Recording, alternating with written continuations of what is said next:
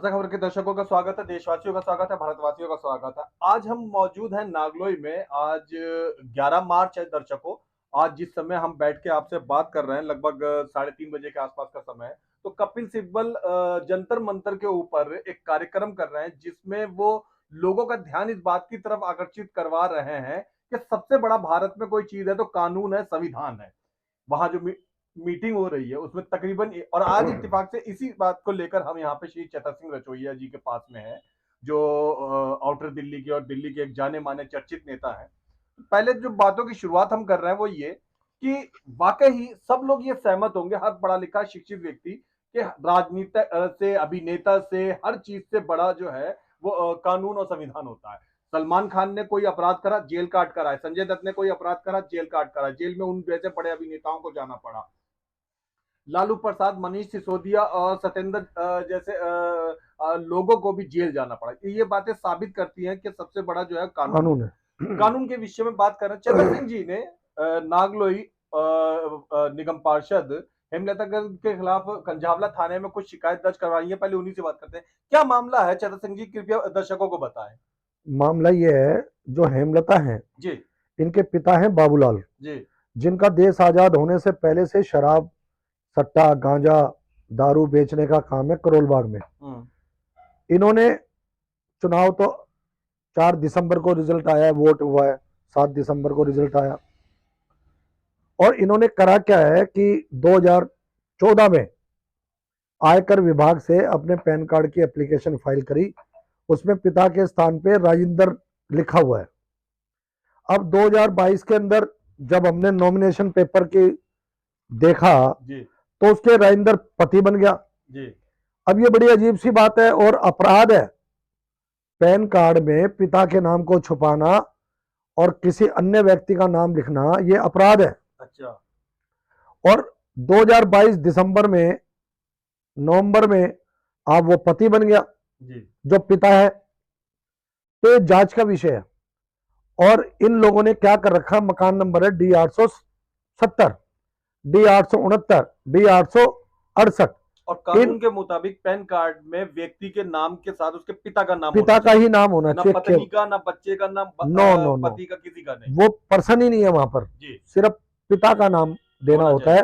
चाहे वो चाहे गुजर गए हो पिता, कुछ भी हो गया हो जी, जो भी, पिता के बिना तो जन्मा नहीं ना कोई व्यक्ति, जी, जी, जी, पिता से ही तो जन्मा। जी, तो आपको पिता का जवाब देना है।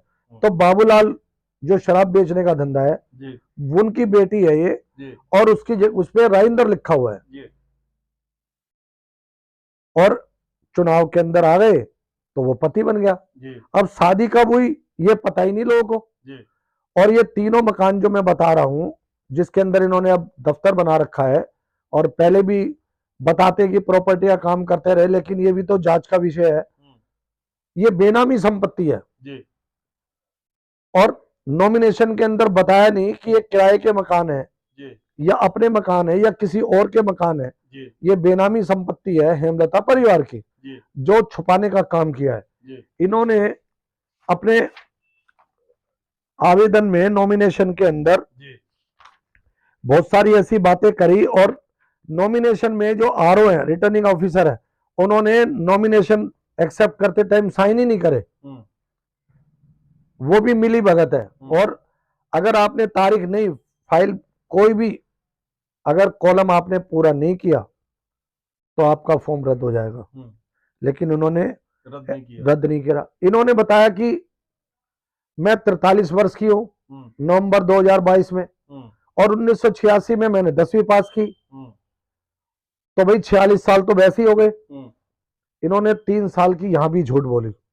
और इनकी डेट ऑफ बर्थ जो है वो है 1976। ये शिकायतकर्ता ने इनमें लिखा है, जो उम्र है 1976 है। जी, इनकी जन्म तिथि है 23/8/1976। अब 23/8/1976 से आप 46 साल के बनते हो। आपने उम्र भी छुपाने का काम किया 3 साल, ये भी अपराध है। आपने अपने नामांकन पत्र में, किस आधार पे आप ये व्यक्त कर रहे हैं कि इनकी 2 डेट ऑफ बर्थ बताई जा रही है? ये तो इनके कागज बता रहे हैं जो इन्होंने खुद ने फाइल किए हैं। जी जी।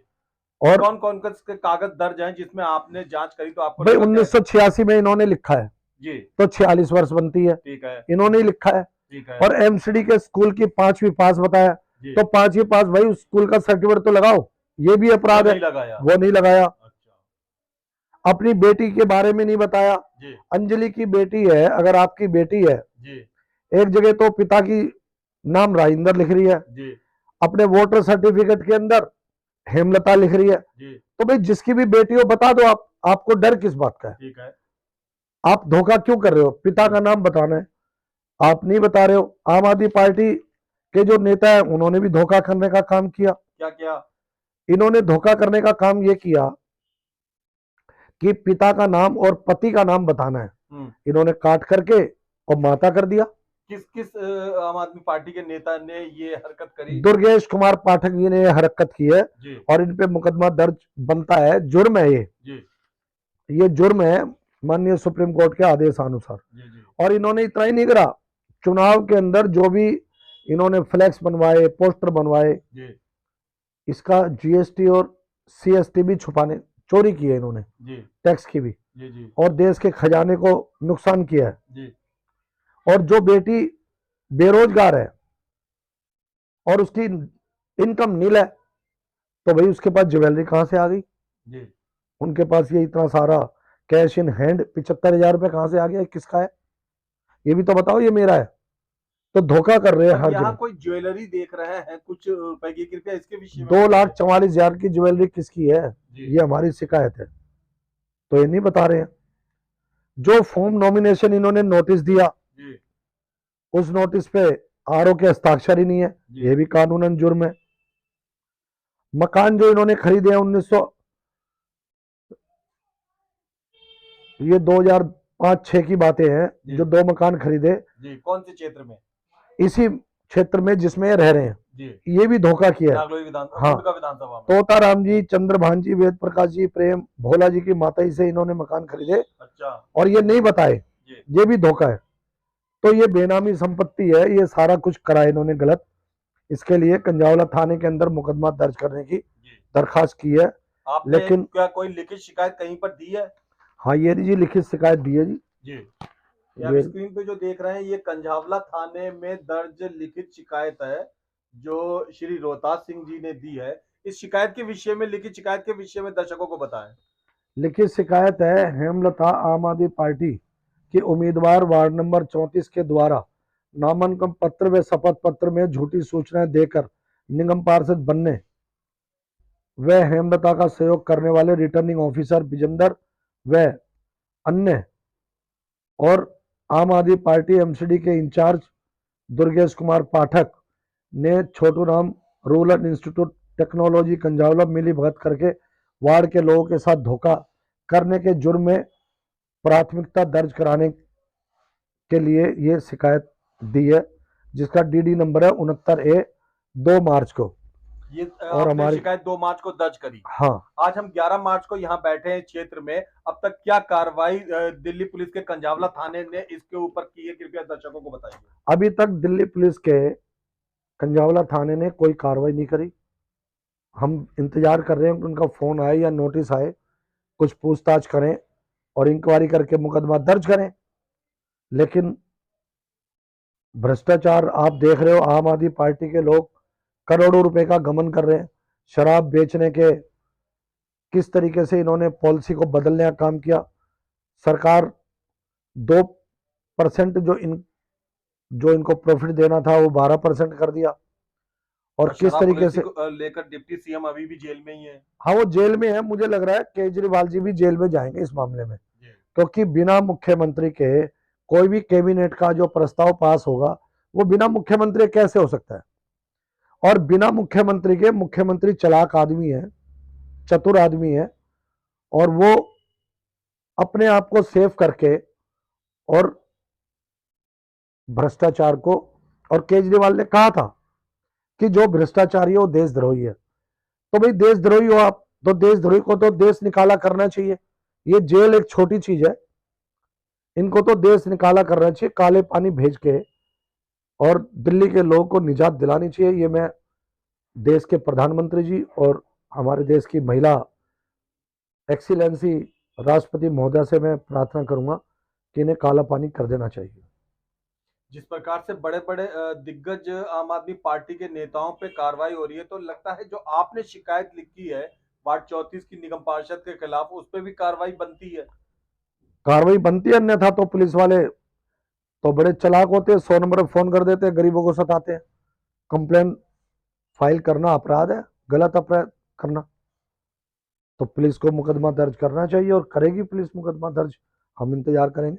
आप और आपकी तरह जो भी भ्रष्टाचार के खिलाफ आवाज उठाने वाले लोग हैं, फिलहाल इस बात से दुखी हैं कि शिकायत दर्ज हो गई है, पर कंझावला थाने ने अभी कोई कार्रवाई शुरुआत नहीं करी है। नहीं, हमारे को तो जान से मारने की धमकी आ रही है। अच्छा। धर्मपाल लाकड़ा, हेमलता और राजेंद्र लाडला, ये लोग अपराधी लोग हैं। इन पे तो खुद पे ही मुकदमे आपको जानकारी होगी।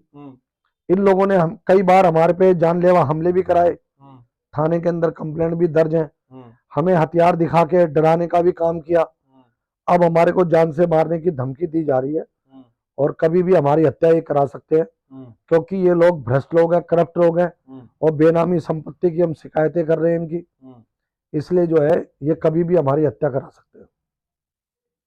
आपने ताजा खबर चैनल को समय दिया, इसके लिए बहुत बहुत धन्यवाद। आपने जनता से जुड़े हुए मुद्दों के लिए आवाज उठाई, उसके लिए भी बहुत बहुत धन्यवाद। आपका भी धन्यवाद, सभी का धन्यवाद।